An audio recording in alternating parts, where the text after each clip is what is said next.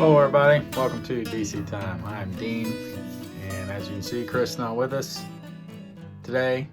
He's come down with the sickness. He's got the bad stuff. We couldn't get together, so I'm going to do this alone. I've told you before, Chris and I don't like doing this alone, but we're going to keep it going. Happy you guys are out there. We love you all so much. Thanks for joining us on our journey. Chris will be back with me. We'll continue on next week, I'm sure. So with that, there's some things that I want to get on record here, get on the video that Chris and I may start talking about.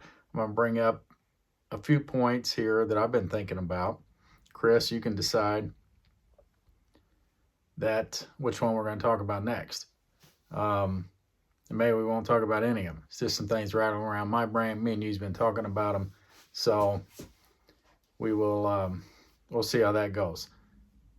Before that, I want to mention there was someone reached out to me, and it was around the topic of being in God's will. There's frustration about and feelings as if can't find or not in God's will, not doing God's will, so to speak.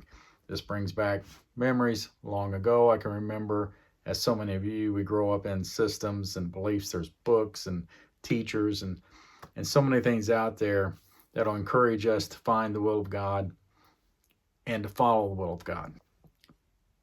Then you find that when so many times within our lives, we look at things that are happening to us or things that are happening, things that we are doing or whatever. We look at behaviors, look at this world, and you start feeling like you're not in God's will.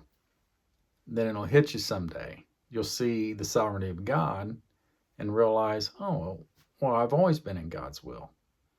And what if that is true? So to that person that reached out to me, hopefully you can find some peace and comfort in that, knowing that the script has been written. You're following it perfectly. You couldn't do anything but that. I know that is a radical belief. That's a sovereignty of God belief that He controls everything. He's written everything. Hopefully you can find some peace and comfort in that along your journey. So I just want to mention that. Thanks for the reaching out. I love you for that and talking to you about those things. I'm going to read something here that I was looking at, and this might jump me into some of the points that hopefully Chris and I will get into. And let me look at, there's a couple verses here. First one, 2 Timothy 1:7. And this goes along with what I was just talking about also. For God gives us not a spirit of fear, not a spirit of timidity, but of power and of love and of sanity. All right, there's no fear when you start realizing Father has everything written down. He's got it all in control. Fear goes away. The fear of I'm not in God's will, or the fear of missing out on His will. Then all the fears that creates. Like, well, what if it's up to the creature to find the will of God? Well, what about all the people that obviously don't find the will of God, or what it appears that they're not finding the will of God, right? So then what? A lot of fear sink in. Well, there's no fear when you know that God's in control, the Father, that you've come out of Him, He loves you. There's nothing you can do that's going to change any of that. That's a comforting thing. So to get to some of these points, and it goes with that a little bit, the fear point, some of the things that I want to, hopefully Chris and I will start exploring. How much should we, shoulda, woulda, coulda, here we go with should. Okay, my mind starts going all over the place even trying to speak. How much, I'll go ahead and use it, how much should we, when you start getting into, say, the belief of the sovereignty of God, that He controls everything, how much should we actually share with others some of these radical beliefs that we believe?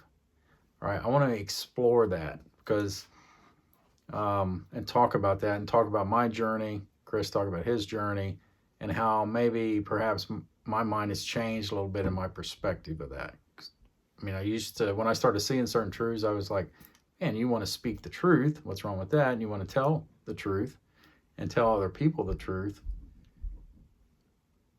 At times, and hopefully we'll list examples and show, well, there's times that it just doesn't even make sense to do that. And I'm coming from the perspective of hammering home, like, what's wrong or right as far as a belief, or how should you view this particular belief, subject on like the sovereignty of God, or subject on what I was just talking about, finding his will.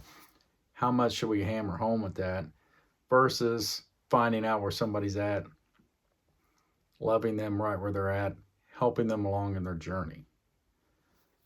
So I want to talk about that. I want to talk about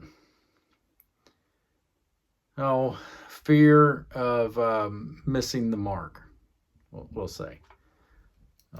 What happens? What do we do about how to look at and think about missing the mark? Because humans miss the mark. We all miss, right? So I want to talk about that one. That could be another one. Talk about it from a different perspective about we can still, we're frustrated when we do that. You don't want to miss the mark. Reminds me of bowling. Chris and I are on a bowling team. We, a lot of times we'll discuss another member on our team, our coach, we call him, the leader of our team, the guy that's put us together on this bowling team. So we'll call him Coach. I think we call him a lot of other names also, but for now we'll call him Coach. A lot of times, especially Coach, we'll be talking about the lanes, the conditions, how the ball's breaking, things like that. And so we'll ask each other, hey, did you hit your mark on that shot? Was you a little off? Because there's a particular mark we're aiming for, whether it's a literal mark on the lane, which it is, or just your own personal mark, how you throw. We're all aiming for that. It's just for fun, just a fun league, but we're trying to hit this mark. We don't always hit it. Is that okay that we don't always hit it? Well, I find in bowling, a lot of times I'm thankful that I missed, because sometimes I just missed the mark I was hitting. Well, I end up getting a strike. So, getting off track here about missing the mark, but what I want to talk about is missing the mark. Is it possible that all our misses are going to be made right? Are they all going to be strikes? Ultimately, I think they will be. That is a radical belief, I know. It leads right away to people thinking, oh, so it just doesn't matter, just do whatever you want. Well, of course, in examples of life or bowling or anything, well, no, of course it matters, right? Of course it matters. You can't just go and I just can't show up someday and say, well, it just doesn't matter. I'll just start throwing the ball in different lanes. I'll just skip it across the gutter and into that person's lane. Well, eventually I'd be ushered out of the league, right? So it matters. There is some form of, well, I have to attempt to hit this mark or to play within these guidelines, right? Those examples are endless in this world. God's economy, God's world, it's different. I don't fully understand it, okay? I cannot understand how literally all the misses, the missing of the mark, how that's all going to be made right. But I'm counting on it. I think the Apostle Paul teaches us that. I think God's word, it's all over God's word. Something in my spirit tells me that is right. He's going to make it all right. How much should we talk about that with others, right? So I want to talk about that. Also, another subject, I want to talk about the different Pauls. The Apostle Paul has written 13 letters, we say, right? That's what a lot of people think. Did he really write 13 letters? I don't know, right? Scholars, there's debate on which ones he wrote. There's 7 that are almost, there's no dispute that these 7 are authentic. But once you get past that, a lot of scholars out there are like, they don't attribute certain letters. And couple of those big ones like Ephesians and Colossians. A lot of scholars don't think that's written from Paul. Well, that brings me great comfort. There's no fear in this for me. Even, I'll be careful how much I say here, but there's just no fear, okay? For me personally. But I want to explore that. One of the reasons that gives me a lot of peace, though, we see a lot of the scholars, best that I can study and understand, why they come to this, part of the reason why they come to a conclusion that this can't be Paul's, because it's like a different Paul from earlier Paul. It's radically different. That brings me great comfort, because I see differences along Paul's journey. I think, see how sometimes we wish we had that letter in between it where Paul's explaining his journey. It's like, oh, now I'm onto these things. Maybe we don't have that so much, but we definitely can see some differences. So it brings me a lot of comfort to see these scholars. It's so radically different. I don't even think he wrote it. How could he? Because look what he was saying in his early letters. So I want to talk about that. That's another one. And the other thing I want to explore with Chris, and hopefully on the show we can get some of these points out, is looking back along our journey. I used to believe standard doctrine about free will and the Trinity, that Jesus Christ is actually God somehow, things like that. Excuse me. Used to say I believed in hell. I guess I did believe in hell, but I want to explore, did I really? And who I am and who you are, did we really believe that? Or was there some need to, find justice, or we need things set right? So maybe that just somehow worked, even though how does eternal torture set anything right? I get it. But I just want to explore like some of these beliefs that I've changed my mind on. God has thankfully has changed my mind. I'm more at peace about a lot of these things. Did I ever really believe it to start with? And when I say that, I mean really know that it was true. Did I really believe it in my heart? Do people really believe these things in their heart? Or is it an illusion? They think they do, but the real person really doesn't buy into some of this stuff. So I want to explore that because that leads into other topics and how we change our mind on some of our beliefs. All right, so I think there's about 4 things there I mentioned. Chris, you can think about those. Talk to me. Let's pick one of those. Start exploring that a little bit. Make some shows out of that. I'd like to do that. Let me end with another verse I wrote down here. Goes along with the no fear thing. All right. Romans 8:15. This resurrection life you received from God is not a timid, grave-tending life. It's adventurously expectant, greeting God with a childlike, what's next, Papa?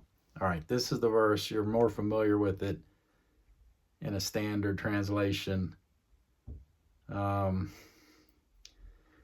you did not get slavery spirit to fear again, but you got the spirit of sonship, in which we are crying, Abba, Father.